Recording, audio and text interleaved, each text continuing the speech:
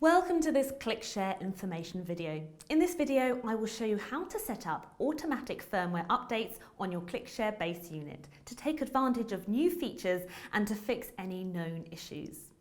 First, you'll need to access the base unit using the ClickShare Configurator. Let me show you how. You can access the base unit using the configurator through the ClickShare Wi-Fi network, in which case don't forget to enter the password. The default is ClickShare, or you can connect via the LAN. Enter the wired or wireless IP address of the ClickShare Base Unit shown on your wallpaper or screensaver. Next, log in using the username and password. The default are both admin. If you have a CS or CSE base unit and it's connected to the internet via your company network, you can use the automatic update function to keep your firmware up to date.